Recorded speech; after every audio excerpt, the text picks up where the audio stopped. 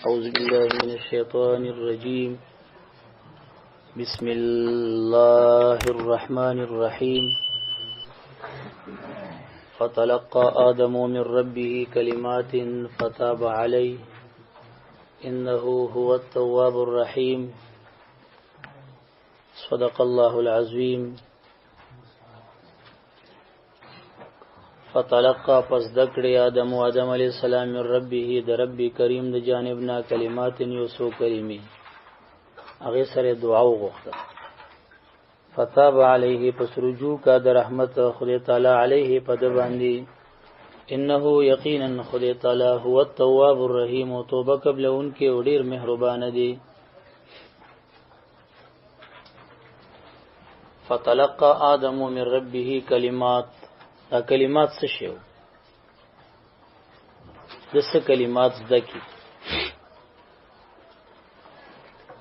مونږ وایو مراد د کلماتونه کلمات د توسل دي. د توسل کلمات زده کړل.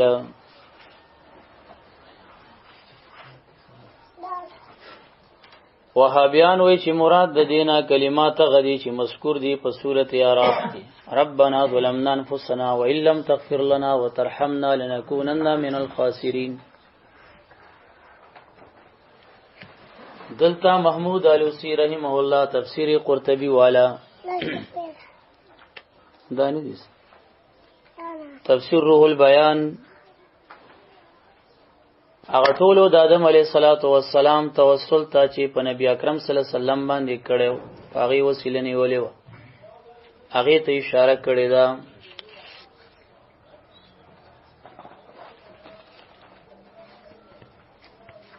مفسرین کرام دلته د آدم علیه السلام د توسل بحث چیړي. دیو جنا تحقیق د مسلې د توسل انسب بهذا المقام دی. ډیر مناسب دی د مقام سره چې د توسل له مسلې تفصیل وشي او تحقیق وشي. اولا ځان سره ولیکي چې د توسل له مسله مشتمله ده 7 مباحث باندې.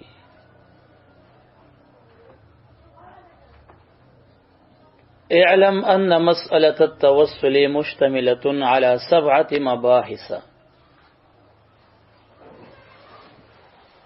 مسألة التوسل مشتملة ده او مباحث باندې. المبحث الاول اول مبحث في التمهيد للمسألة. المبحث الاول اول مبحث فی التمهید للمسأله هغه په تمهید کې د مسلې د پاره تمهید به ذکر کو اول مبحث کې. المبحث الثاني دویم مبحث فی ارکان المسأله ارکان ثلاثه د مسلې به ذکر کو. توسل لپاره ارکان ثلاثه دي 3 ارکان دي اوب ذکر کو ان شاء الله دویم مبحث کې. المبحث الثالث دریم مبحث فی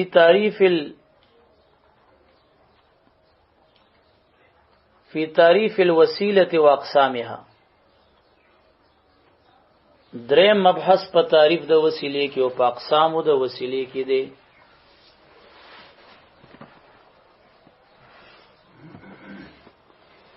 المبحث الرابع سلورم مبحث في إثبات التوسل بالآيات القرآنية. في إثبات التوسل په اثبات د توسل کې دی په قرآني آیاتونو باندې. المبحث الخامس پنځم مبحث في إثبات التوسل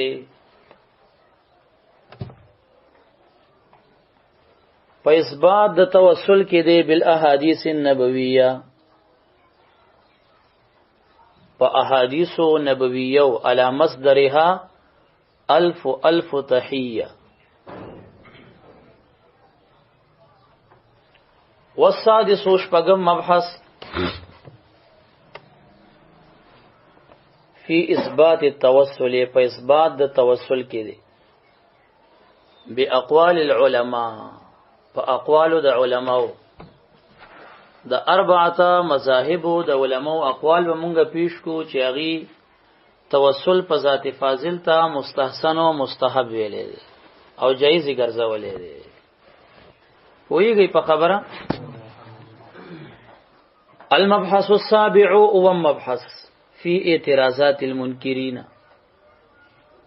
د منکرینو په اعتراضاتو کې دی. دا بده سینه کوخه چې زو سره ولګم او تر اخره پورې دا مسله ټوله ختمه کم، دا چرته ختمیږي. اوس بزدا سې کومه چې اول مبحث مونږ لګولې په تمهید کې، هغه مبحث به وایو په خبره پیږي. دویم مبحث مونږ لګولې په ارکان د توسل کې، د وسیلې ارکانو کې، هغه مبحث هم درته ویم. تعریف د وسیلې هم درته کوم. څلورم مونږ لګولې اثبات د توسل په آیات قرآنی. نو آیات قرآنی کې دا اول آیات په دې کې مونږ تحقیق کوو چې دوشي. دویم آیت چې کله دویم آیت ته ورشي الته، دریم آیت چې ورشي الته، څلورم الته، آخري آیت کې ور سره د نور مباحث بمرون غاړو. په دې طریقې سره ور رواني. نو خالی زیب ورته پری دی چې کم دې دویم آیت زویما او ورغلو پی بس بیا ویلی کوي ان شاء الله الرحمن. راضی اول مبحث تا. المبحث الاول، مبحث اول، اعلم ان التوسل طریقه من طرق الدعاء. دا تمهید دیخه. اعلم ان التوسل، پویشه چې توسل وسیله نیول، طریقه دا یو طریقه ده، من طرق الدعاء، د دعا ډېرې طریقې دي.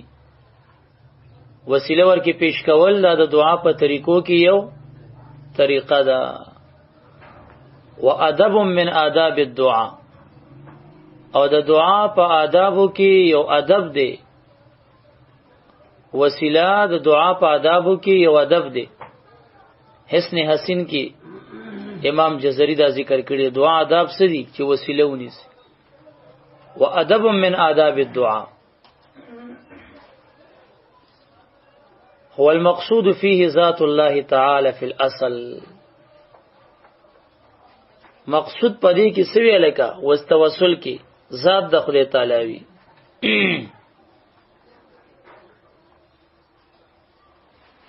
واما المتوسل به، او هر چې متوسل به دی، ګوره متوسل به چاته وي چې دا ته ور باندې وسیله نیسی، ته وسیله جوړې چې عمل له او که شخصي فاضل له. واما المتوسل به سواء كان عملا او شخصا فاضلا واسطه محضه. متوسل به دا سوي دا محض واسطه، دا محض واسطه. وذريعه خالصه او خالصه ذریعه وی لقرب الله تعالی، د خدای تعالی د قرب د پاره. ما په دې خبره پوښو ان شاء الله. راشد ابو سیر راواله د دې کتار کې دریم نمبر دی. او کچا اعتراض کولو چې مشرکانو بم ویل چې ما نعبدهم الا ليقربونا الى الله زلفا. ما نعبدهم، موږ د دې بوتانو عبادت نکوو مگر دې د پاره ليقربونا چې موږ نزدیکی باری تعالی ته زلفن په نزدیکولو سره.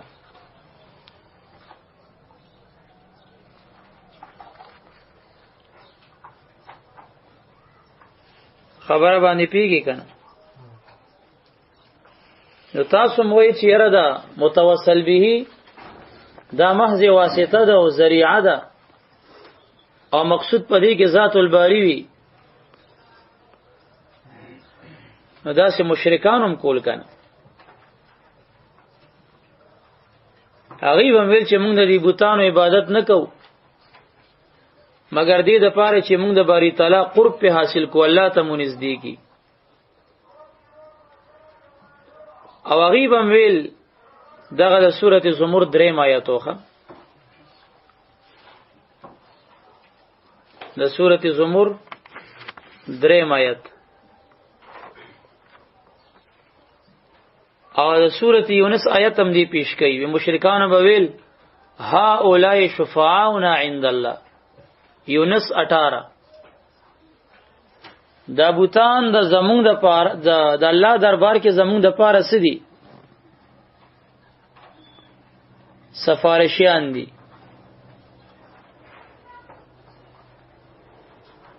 تاسو موږ چې دا باباګان د مو چې وسیلې پینیسو دا د الله دربار کې زمونږ د پاره سدي شفاعا دي.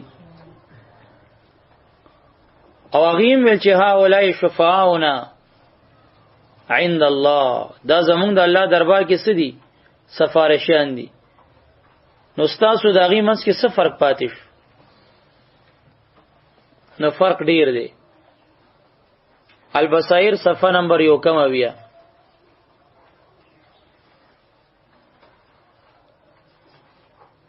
دا خبرې د مولا طاهر پنځپيري وی خان دا کوم اعتراض چې موک داغي په جواب کې حمدالله جان داجوی سے بصائر کې وی چې فنظر الى هذا الاحمق، پیتدی احمق ته وګوره، حيث سوا بین المشرکین،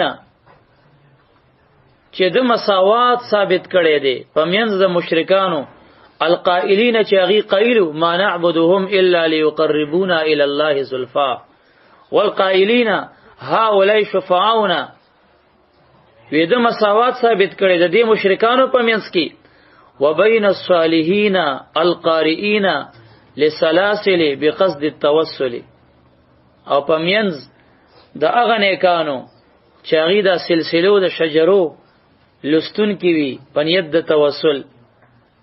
نو دا د توسل والا د هغه مشرکانو سره چې څوک برابرۍ وي ته دې احمق ته وګوره. فکم من فرق، څومره غټ فرق دی. فإن ذکر السلاسل، ذکر د سلسلو د سلورو طریقو له اصل، د اصل لري کما مره. او ثم منظر الى لفظ اولیاء پرست، وی کله کله وی دا اولیاء پرستی وی ته دی لفظ ته وګوره. فإن لفظ پرست معناه من پرستش، معنی څه ده؟ پرستش وهي العباده، دا خو عبادت ته وی. فأي شخص من المريدين يعبد شيخا، کم یو مرید خپل پیر عبادت کړي چې دی وی دا اولیاء پرستی پیر پرستی. هل هذا الا بهتان عظیم، وی دا څومره غټ بهتان دی. او بیا رستو په صفحه نمبر 70 کې دی وی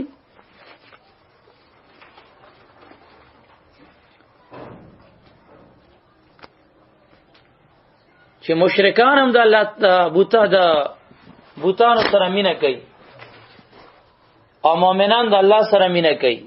سورۃ بقره 165 ذکر کوي والذین آمنوا وشد حبا لله، مؤمنان د الله په محبت کې ډیر مضبوط ثابت دي. فقد انفرد المؤمنون بمحبت الله تعالی، مؤمنان منفرد دي چې دی به د الله سره مینه کوي. اوس به تاسو وی چې د انبیو د اولیو سره به نه کوي. واما محبت مثل الانبیاء والاولیاء فمن المحبه لله تعالی، وی محبت د انبیو د اولیو سره وی دا د الله د محبت نه دی کنه، د الله مساوی په دغه آیت لیکلی دی.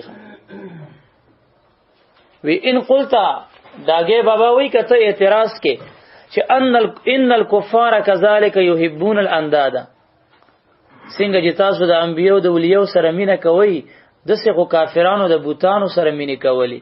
ليقربوهم الى الله زلفا، چې بوتان دی لره نزدیکی الله تعالی ته په نزدیکولو سره. فيقتضي انها ايضا من المحبه لله، نو بیا خو مشرکان به وایي چې موږ د بوتانو سره مینه کوو، دا هم د الله سره مینه ده کنه. دا الله پیدا کړی دي. اجیب ویزه جواب ورکوم بانهم کفروا چې دغه د مشرکانو کفر کافر شوی دي به عبادتهم په سبب د عبادت د دی بوتانو، لا بمجرد المحبه په محض محبت د بوتانو کافر شوی نه دي بلکې په عبادت دغه کافر شوی دي. ففرق نو فرق شتا بین المحبه والعباده پمنځ د محبت او د عبادت کې. خبره باندې پیږي کنه. او بیا دا خبرې کړي دي چې ګوره هغه وسویل چې ما نعبدهم الا ليقربونا الى الله زلفا، او موږ سوایو ما نتوسل بهم، موږ وسیله په دین نه نیسو مگر دې د پاره چې د دې په وجه الله ته نږدې شو. او مشرکان بسل موږ عبادت د بوتانو نه کوو.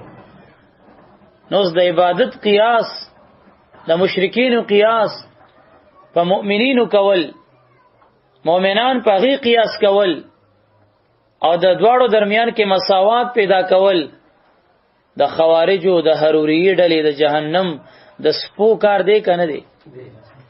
حروریه ډله کومه ده چې انطلاق کوي هغه آیاتونو پسې چې نازل شوه دي په حق د مشرکینو کې هغه چسپانی مؤمنانو باندې. نو ما د تمهید کې درته ویل چې اول مبحثو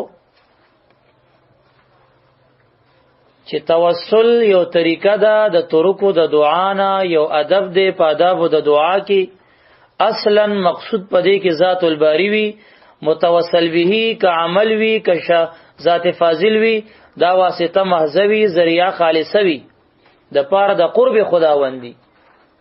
او کچا د غایت پیش کولو چې معنا بدهم الا ليقربون الى الله زلفا، اغه نه بد بصیر او د ساوی او د نورو کتابونو په حواله جواب ورکوي. اول جواب بمودی چې هغه د مشرکانو باره کې نازل آیات دي او تی موحدین او مسلمانانو باندې چسپانه دا د حروری ډلې د مشرک د خوارج علامه ده. بچي پوښي په خبره باندې.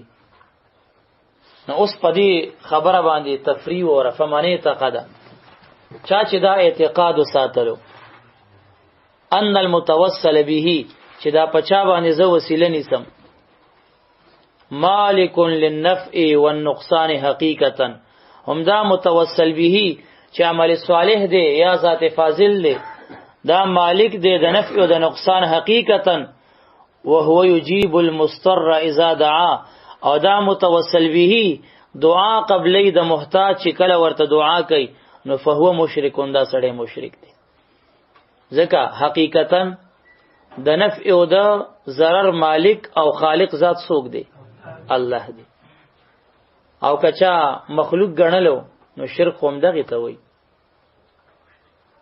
نو دا تمهید دی ښا، دا تمهید یو جزء او تفریم پیوشو. د دې تمهید دویم جزء وره وعلم پوښه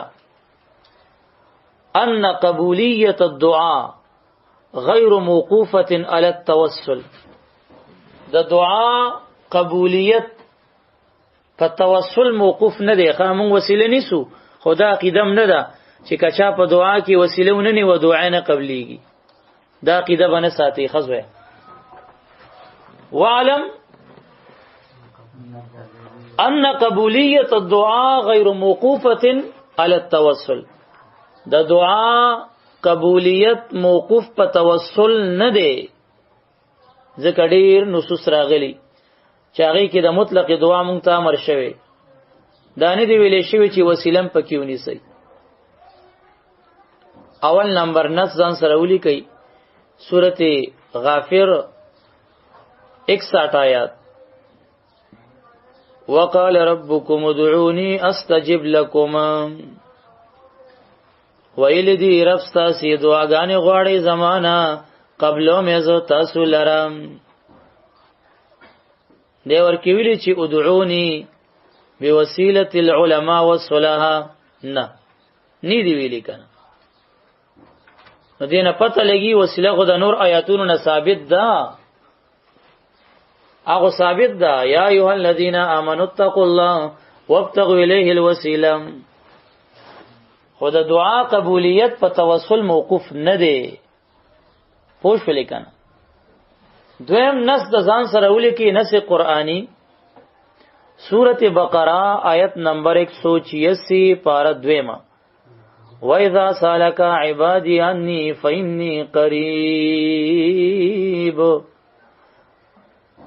او کله چې سوال کې استانه بندگان زما پس یقینا زنیز دیم اجیب دعوت الداعی اذا دعانی قبل ما دعا د دعا کون کې کله چې ما نغواړي توسل ذکر پکښتا نه خو پته لګي چې د دعا قبولیت په توسل موقوف نه دی کچا توسل په دعا کې ونی وو یو ادب دی یو مستحب کار دی یو ښه کار دی کچا توسل په دعا کې ذکر نکو مطلق دعا غواړي براه راست د الله نه غواړي وسیله نه ذکر کوي هغه الله قبل دا وسغه د انصاف خبره درته کومه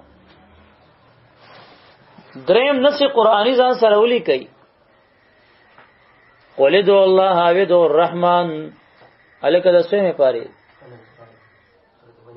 سورۃ بنی اسرائیل ايما تدعو فله الاسماء الحسنى دا سورۃ بنی اسرائیل آیت نمبر 110 دیکھا 110 نمبر آیات سورۃ بنی اسرائیل آیت 110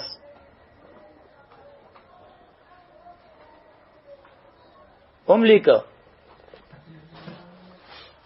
نو بیا راشه پوښ چې قبولیت د دعا موقوف نه دی په توسل باندې ولكن التوسل والوسيله ذريعه لاجابه الدعاء لیکن توسل وسیله نیول څوک وسیله جوړول دا یو ذریعہ ده د پاره د دعا د قبولیت د دعا قبولیت ور باندې موقوف نه دی د دعا د قبولیت یو ذریعہ د ذریعہ ویږي په خبره باندې